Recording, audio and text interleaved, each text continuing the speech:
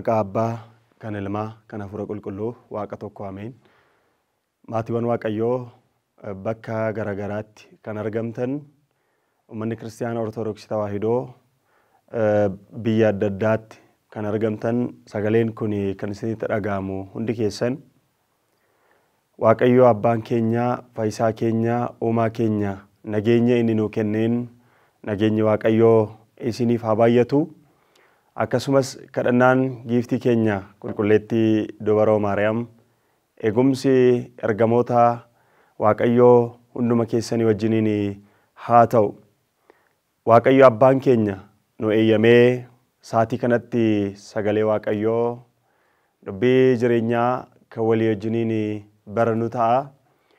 Mata dureen barumsa keenyaa irraa Faaruu Daawit 143 yookiin 144 gubbaa irratti katabamee kan jiru sagalee gooftaa keenya Waaqayyo keenya lakkoobsa 7 gubbaa irratti kan barreeffamee jiru ta'a jechuudha. Innis hirree kee ergii Aariyaam irraatii na fayyisii jedha. Hirree kee Aariyaam irraa ergiitii na fayyisii jedha. Jechi kun kan dubbatame karaa raajicha Daawit, karaa mooticha Daawit, nama Waaqayyoo kan ta'e, karaa abbaa faaruu kan ta'e, Waaqayyo gooftaan akka laphee kootiin argadhe jechuudhaan waa'ee isaatiif kan raagaa ba'e, waa'ee karaa raajicha Daawitiin dubbatame. Kan inni kana dubbates immoo bara dhalli namaa diina Waaqayyoo ta'ee, bara Waaqayyo namaaf Waaqayyoon gidduu girgiddaan cubbuu turetti, keenyaan cubbuu yeroo turetti, Daawit Waaqayyo akka isaan fayyisuuf, akka isa fayyisuuf, garbummaa du'aa jalaa akka isaan baasuuf, birmaduu akka isaan baasuuf, du'a akka isaan irraa cabsuuf, ati hirree kee ergii na fayyisi jedheetoo faaruu isaa keessatti Waaqayyoon galateeffateera. Yeroo nuti amma keessa jirru yeroo sooma raajotaa jechuudhaan sooma raajonni waggaa 5,500 uummanni ture soomaa turan yaadachuudhaan ni soomna. Baga sooma kana nagaadhaan Waaqni keenya Yesuus Kiristoos hunduma keenya ittiin nu ga'e. Egaa sooma jechuun maal jechuudha akka jedhu yeroo laallu, soomuu jechuun yeroo murtaawaa ta'eef fedha foonii ofii, fedha lubbuu ofiitii bichisiisuu yookiin immoo bituu jechuudha. Yookiin immoo lagachuu jechuudha. Yeroo lagachuu kanatti immoo waan foonii irraa lagachuudhaan hafuura ofiitiin, qalbii ofiitiin, yaada ofiitiin, ilaalcha ofii hundumaatiin Waaqayyo wajjin ta'uu jechuudha. Soomuu jechuun waan biyya lafaarraa adda ba'uu jechuudha. Yeroo murtaa'aa ta'eef qaama ofii guutummaatti Waaqayyoof bichisiisuu jechuudha. Kanaaf waa'ee soomaa gaafa dubbatu kitaaba Isaayyaas 58 gubbaa irratti soomni ani jaalladhu isa akkasii mitii jedha. Isa namoonni sooma jal'inaa soomaniin, isa namoonni afaan isaaniitiin soomanii, hojii isaaniitiin immoo waan Waaqayyoon hin gaddisiisu kan hojjetan, waan Waaqayyoon hin gammachiisne kan hojjetan, nama kan jibban, nama kan ari'an, nama irratti summii kan qopheessan, hiyyeessota kan miidhan, qabeenya namaa kan saaman, obboloota namoota akka isaanii irratti gidiraa adda addaa namoota isaanirraan ga'an, asii immoo hin soomu waan ta'eef ani sooma akkasii hin barbaadu. Soomni ani barbaadu sooma isin qajeelinaatiin dhugaadhaan soomuu qabdani jedheetu Waaqayyoon dubbataa jechuudha. Kanaaf arras nuyi gaafa soomnu Wangeela Maatiyos boqonnaa 6 gubbaa irratti waa'ee soomaa gooftaan Yesuus Kiristoos lafa gaaraa gubbaa irratti yeroo barsiisu akkana jedhee dubbate. Isin yeroo soomtan akka warra of agarsiisaniitti hin soominaa jedha.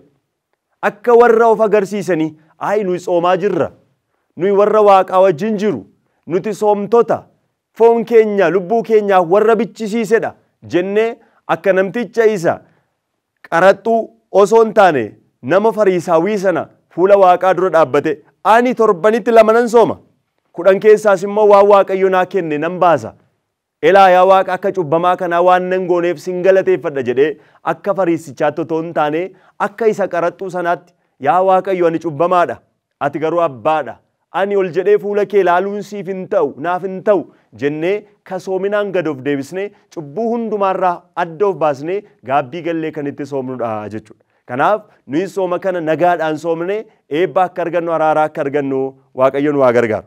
Sababa badii abbaa keenya Addaam waggaa 5,500 warroota cubbuu hin hojjenne irrattis duutni namoota hundumaa irratti mo'ee ture.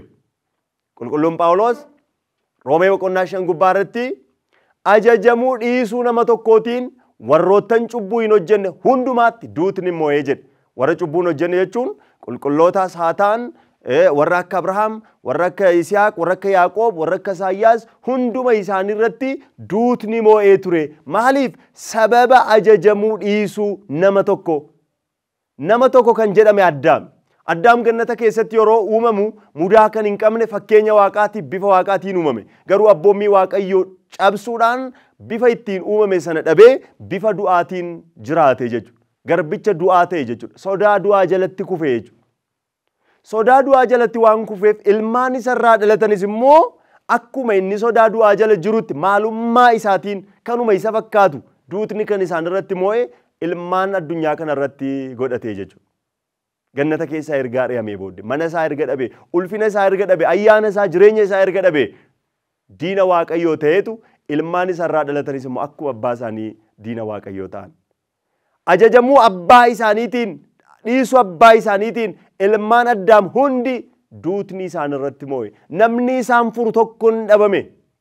Namni nama qajeelchu gara mootummaa waaqayyootti kan nama dhiyeessu ijoollee waaqayyoo kan nama taasisu mucummaa waaqayyoo kan namaa kennu addunyaa kanarraa hin dhabame. Keenyaa cubbuu waaqaaf nama gidduutti diriirfame garbummaa dhala namaa irratti kaa'ame kan namarraa fuudhu gatii namaa kan kaffalu waaqaaf nama kan walitti araarsu waan dhabameef namoonni hundi gaadidduu du'aa jalatti waan turaniif Addaamirraa kaasee amma gaafa gooftaan Yesuus biyya lafaa irratti dhufuutti namoonni turan raajonni turan taraadhuma isaaniitiin immimmaan isaanii gara waaqayyootti dhangalaasaa turan. Yaa waaqayyo hirree kee nu ergii jedhani. Irree kee gaafa jennu irree waaqayyoo kun eenyu jennee gaafa laallu irree waaqayyoo jedhamee kan waamame fayyisaa biyya lafaa kan ta'e ilma dubaroo Maariyaam ilma waaqa jiraataa Iyesuus Kiristoos irree waaqayyoo jedhama. Isa nu ergi nu fayyisi bakka kufnee nu kaasii jedhanii boo'aa turan. Fakkeenyaaf kitaaba Isaayyaas boqonnaa 59 lakkoofsa 15 kaasnee yoo dubbisne dhugaanis dhabameera. Namni hamaarraa fagaatus hin dhabame. Waaqayyo si hin ilaale. Murtiin akka dhabame gaafa arge ni ajaa'ibsiifate. Gara isaattis kan kadhatu, gara isaattis kan araarsu gaafa dhabamu Waaqayyo hirree isaa qoricha taasisee fidee ergeefii jedhe. Gara waaqaatti kan nama araarsu gaafa dhabamu. Nama sodaa du'aa jalaa birmaduu kan baasu gaafa dhabamu. Waaqaaf nama kan araarsu. Qulqullina qajeelina kan fidu gaafa dhabamu. Waaqayyo irree isaa ergee jedhe. Inni dhufe sun immoo irree waaqayyoo kan jedhame, humna waaqayyoo kan jedhame, ogummaa waaqayyoo kan jedhame, ilma waaqayyoo kan jedhame, jecha waaqayyoo kan jedhame inni samii irraa gadi bu'ee dubaroo Maariyaam irraa dhalatee jechuudha. Guyyaan kun amma ga'utti, amma inni dhalatutti kan waaqaaf nama walitti fidu tokkollee hin argamne.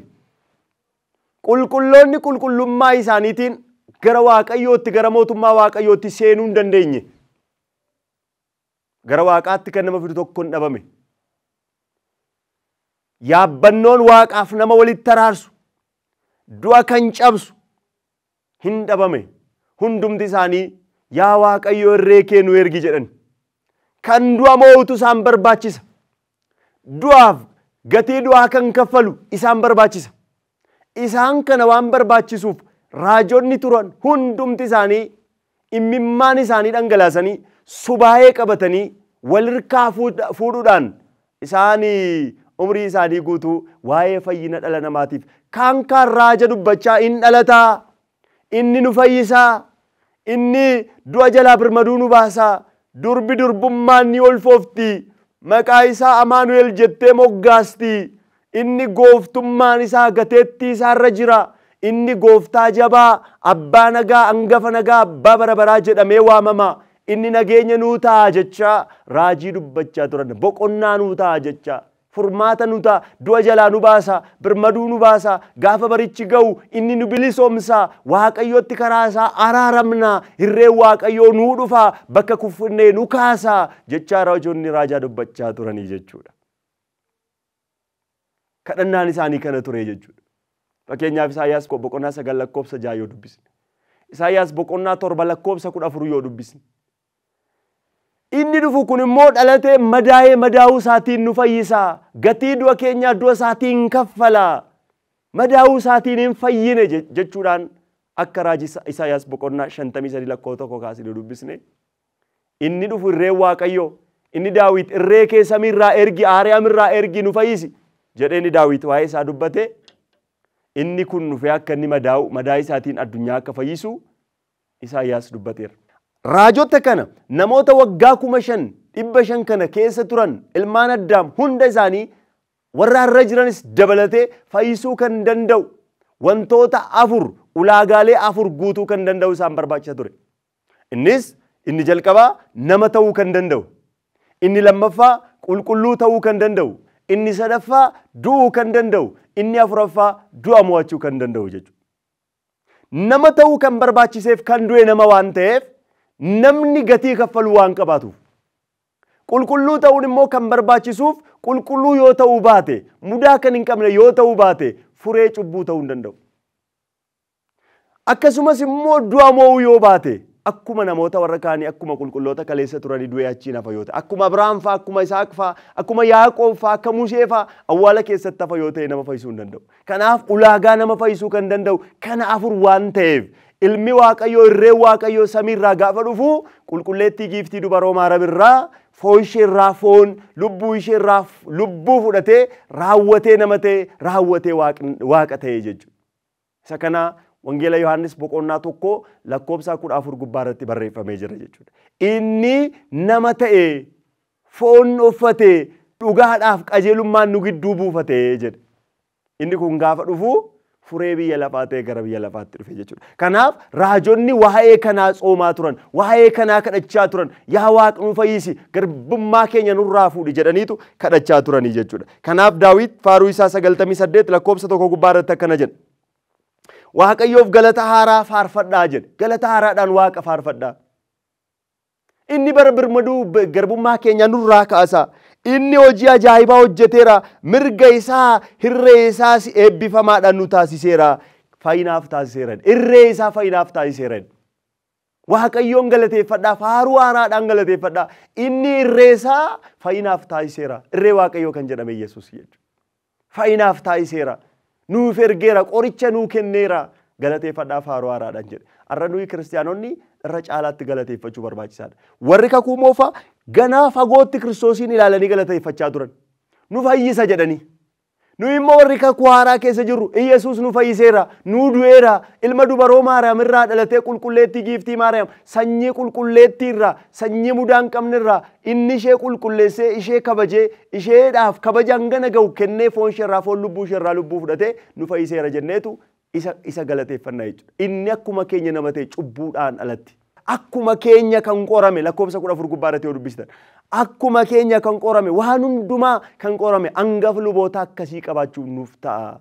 Inni immoo qormaata hundumaa darbee waan beekuuf warra qoramanii gargaaruu danda'a jedhee barreeffamee jira. Kanaaf nuyi warra gammachuuti, warra galataati jechuudha. Kanaaf saba Waaqayyoo inni soomni kuni sooma raajotaa jedhamuudhaan kan beekamu kun egaa akka barnoota mana kiristaanaa keenyaatti bakka afuritti qoodamee ilaalama.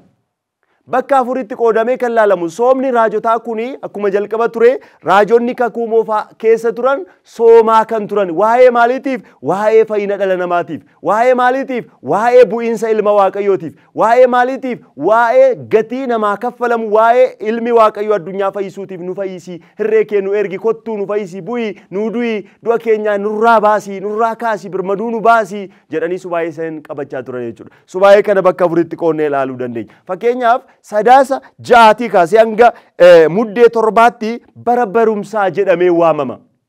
Bara barumsaa jennee kan laallu kun bara waaqni ilma isaa addunyaa kanaaf itti erguu isaa itti yaadannu itti lallabnu. Akkasumas immoo bara barumsaa kan jedhamu bara dhiifamaa waaqayyo bara dhiifama namaa taasise. Bara inni tokkicha ilma isaa itti namaa erge. Bara irreen waaqayyo gara samii kanarraa gaditti dhufe. Dhufe immoo furee lubbuu namootaaf akka ta'e kitaaba qulqulluu gubbaa irratti yoo dubbistan wangeela Maarqos boqonnaa 10 lakkoofsa 45 irratti gooftaan keenya fayyisaan keenya Yesuus Kiristoos ani kan hin dhufe lubbuu koo namoota baay'eedhaaf furee taasisee kennuufan dhufe jedhe. Lubbuu koo sinii kennuufan dhufe.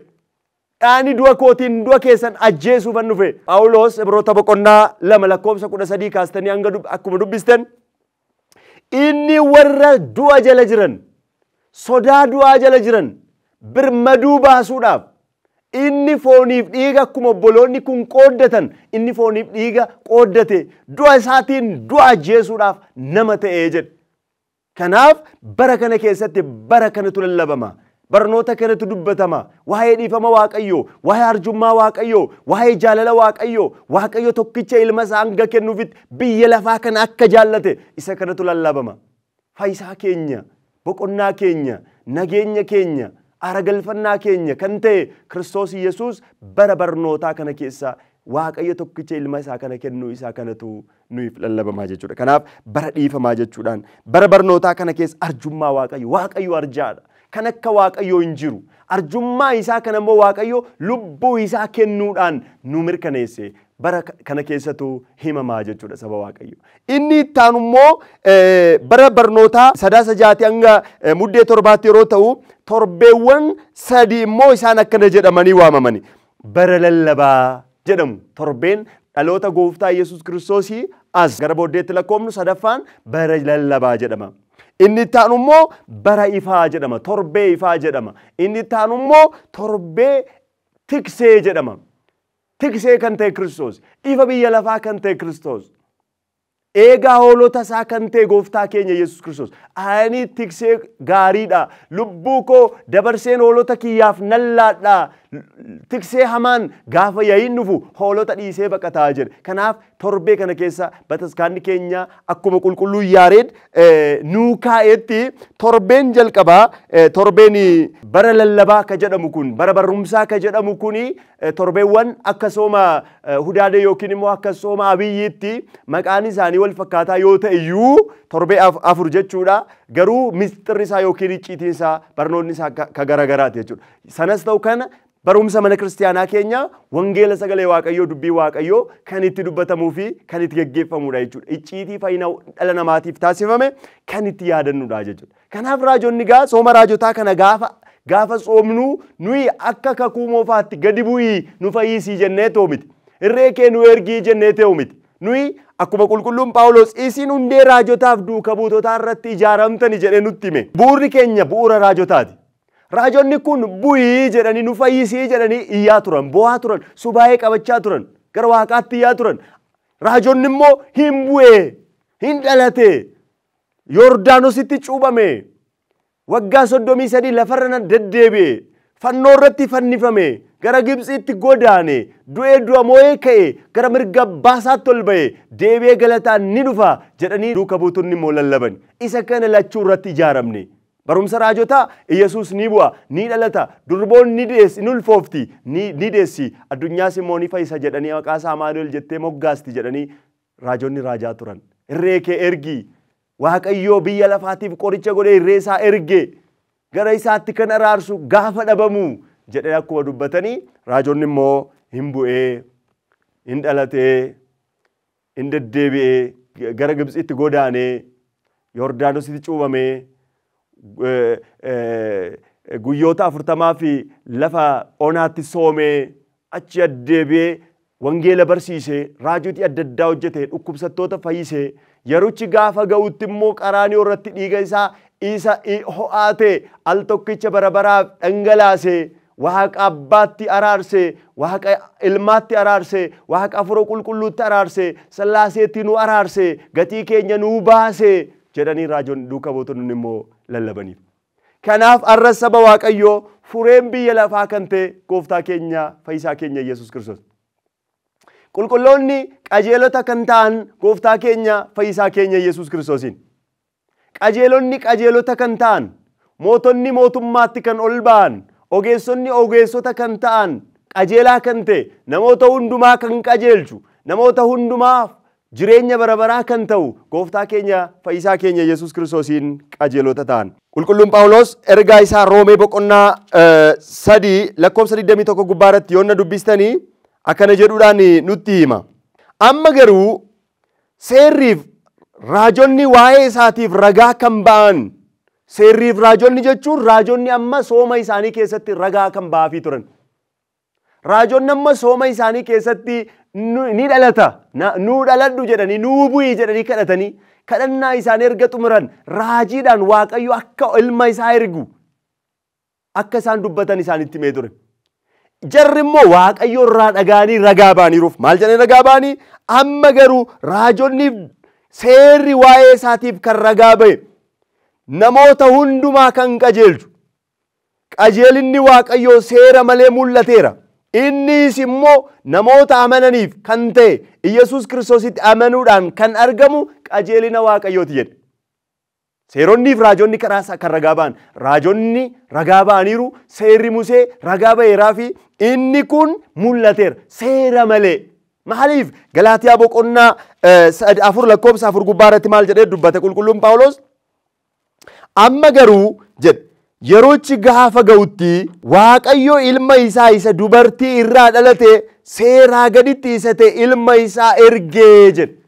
Yeroon isaa gaafa ga'utti yeroon kam raajonni waa'ee isaaf kan dubbatan seerri waa'ee isaaf kan dubbate inni yeroochi gaafa ga'u dhufee dubaroo Maariyaam irraa dhalate foon isheerraa foon lubbuu isheerraa lubbuu fudhatee nama ta'e. Kanaaf inni kun namoota hundumaa kan qajeelchu qajeelinni Waaqayyoo mul'ateera. Inni kunis immoo Yesuus Kiristoositti amanuudhaan qajeelina Waaqayyoo isa argamuudha jedhe. Kanaaf raajota kan qajeelchee qulqullootaaf kan qulqulleessee qulqullina isaanii kan ta'e gonfoo isaanii kan ta'e du'a kan cabse Waaqas namas walitti kan araarse namaaf ergamootas kan walitti araarse nagaa kan buuse jaalala kan ta'e lubbuu isaatiin dhiiga isaatiin namoota hundumaa fi furee ta'ee jireenya bara baraa kan kenne seeraan malee isa mul'ate qajeelina Waaqayyooti jechuudha.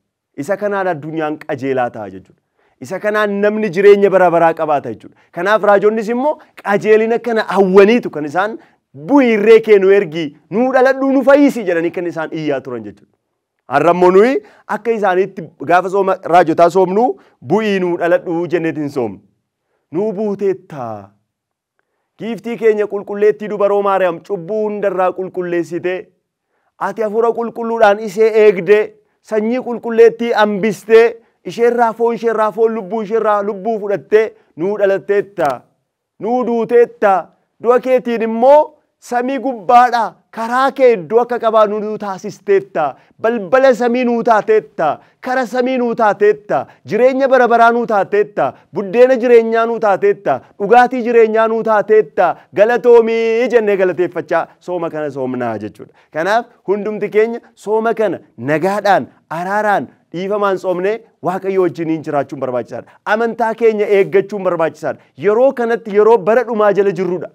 Yeroo bara hammaa keessa jirrudha. Bara yakkamaa keessa bara Waaqayyoof namni Waaqarraa fagaate diina Waaqayyoo ta'e gatii isaa kaffalame yeroo namni salphise keessa jirra jechuudha. Kanaaf yeroo kanatti aniif isin ijoolleen Ortodoksii ijoolleen Waaqayyoo gaabbii gallee fooniif dhiiga gooftaa fudhanneetti jiraannu barbaachisaadha.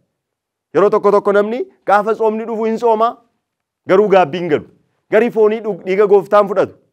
Hin sooma asii nama arrabsa. Hin sooma asii yakka hojjeta. Hin sooma asii yakka biraa hojjeta. nuyi daandii qulqullootaa irra kan jirru isaan waaqa isaaniitiif dhugaatti waan jiraataniif akkuma isaan dhugaatti jiraatanii waaqa isaanii kabajanii isaan qajeelota ta'anii nutis immoo akka isaanii daandii isaan irra deemuun barbaachisaadha. Akka isaaniitti qajeelota ta'uun barbaachisaadha. Gaafa soomnu laphee keenyarraa soomuu, gaafa kadhannu laphee keenyarraa dhugaatti kadhachuu barbaachisaadha. Malee fakkeessuudhuma duwwaadhaaf soomiin waan labsame qofaaf amma fakkeenyaaf soomni kun sooma raajotaa kan jedhamu sooma torban labsii keessaa isa tokko yeroo ta'u waggaatti yeroo tokko dhufa. Gaafa waggaatti soomni kun dhufu labsiidhuma waan ta'eef bataskaanni soomaa jettee waan labsituuf qofa soomuun barbaachisaa miti. Lapheerraa baga nagaan dhufte sooma nanaa. Yeroo ani itti cubbuu korraa miicamuudha, yeroo ani itti gaabbii galuudha, yeroo ani itti fooniif dhiiga gooftaa fudhadhuudha, yeroo ani itti hawwiidhaan eeggadhu jennee gammachuudhaan soomuun barbaachisaadha. Hojii dukkanaa lafa kaa'uun barbaachisaadha. Ejja lafa kaa'uun barbaachisaadha. Hanna lafa kaa'uun barbaachisaadha. Sagaagalummaa lafa kaa'uun barbaachisaadha. Daarii dhiibuu, namoota jibbuu lafa kaa'uun barbaachisaadha. Kiristiyaana dhugaa ta'uudha. Har'a namni kiristiyaana hundumtu garuu kiristiyaana dhugaa miti. Hundumti lallabaadha garuu lallabaa dhugaa miti. Hundumti faarfataadha garuu faarfataa dhugaa miti. Hundumtuu abbaadha garuu abbaa dhugaa miti. Kan barbaachisu abbaa qofa ta'uu miti abbaa dhugaa ta'u. Kan barbaachisu lallabaa ta'uu miti lallabaa qofa dhugaa ta'udha. Kan barbaachisu faarfataa ta'uu miti faarfataa dhugaa ta'uu barbaachisaadha. Kan barbaachisu kiristiyaana ta'uu qofa miti kiristiyaana dhugaa ta'uu barbaachisaadha. Kiristiyaana dhugaan taanu taanaan ijoollee waaqaa warra dhugaan taanu taanaan warra fakkeessitoota taana mootummaa waaqayyootti galuu hin dandeenye. Amanuun keenya akkasumaan yaa gooftaa jechuun keenya afaan qofaan taataanaan mootummaa waaqayyootti galuun hin danda'amu jechuudha. Kanaaf nuyi sooma kanaan waggaa kanaan kan nu ga'e gooftaan ifa kan ta'e dukkanni isa mo'achuu kan hin dandeenye isin bartoota isaatiin ifa dhugaa ifa biyya lafaati akkuma jedhe nuyi ifa biyya lafaa taanee addunyaa dukkanaa kana keessatti kiristiyaanummaadhaan ibsinee wangeela mootummaa waaqayyootiin ibsinee akka jiraannu eeyyama waaqayyoo haa ta'u.